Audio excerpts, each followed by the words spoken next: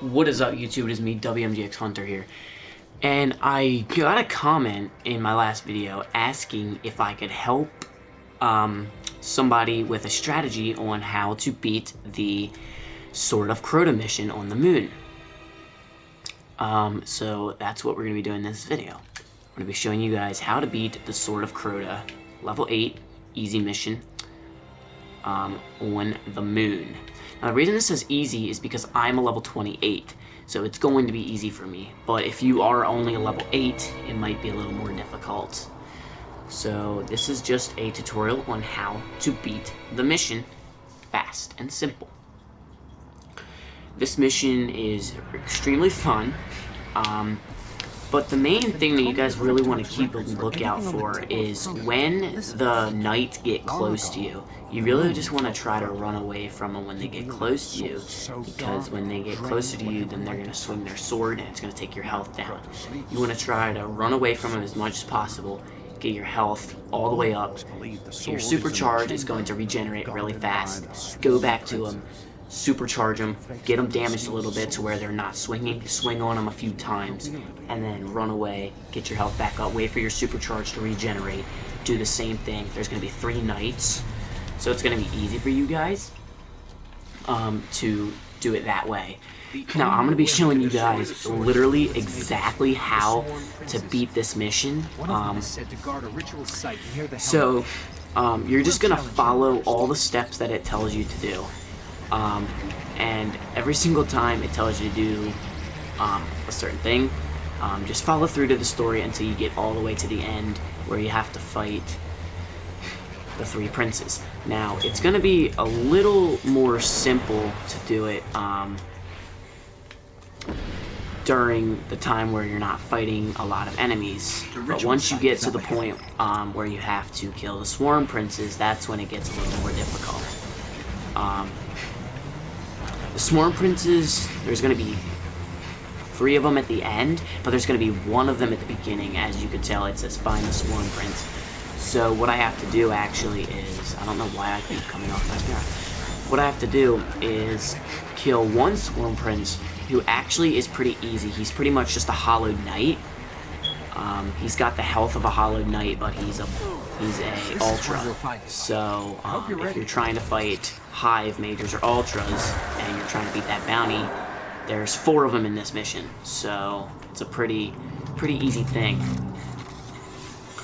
So Swarm Prince is gonna come out here. It says face him. So like I said in the beginning, all you have to do is just fight your way through all of the enemies until you reach the point where the Swarm Prince is going to come out right there. As you can tell, he walked out. All you're going to do is just kill him. He's going to die really fast if you have some good weapons. You don't even have to have good weapons, just have weapons that have a pretty decent attack on them. As you guys can tell, he's dead now. Didn't take that many shots. 1 down.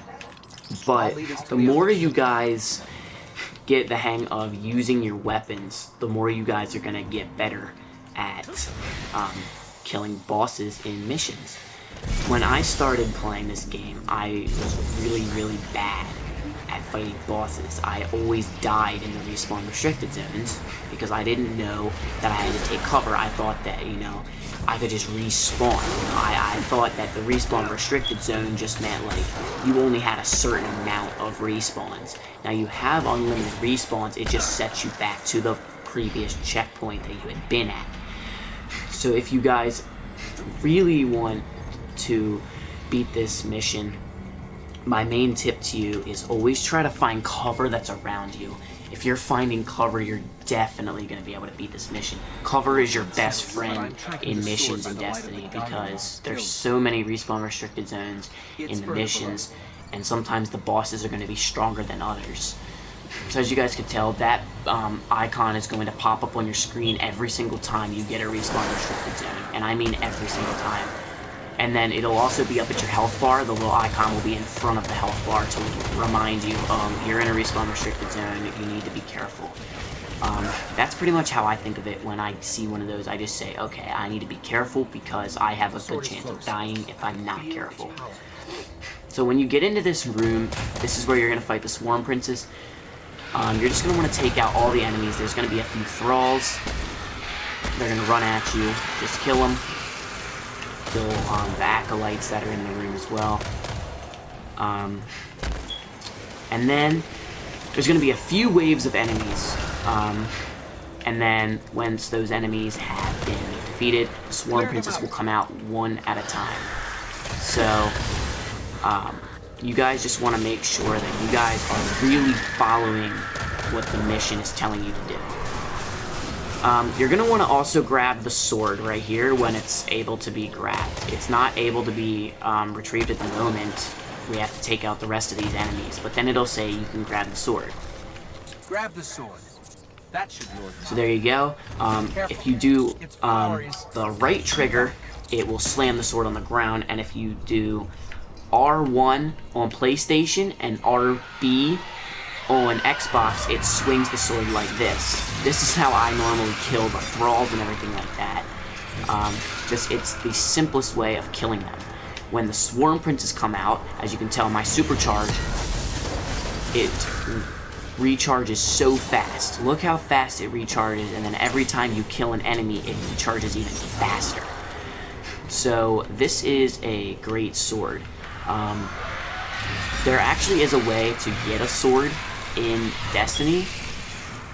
It's called, you can get either the Void Edge, the Soul Edge, or the Arc Edge, and it replaces your heavy weapon, and it gets about a total of 30 rounds when it's not upgraded at all, and it can get up to, I believe, 64 rounds if you infuse it a few times.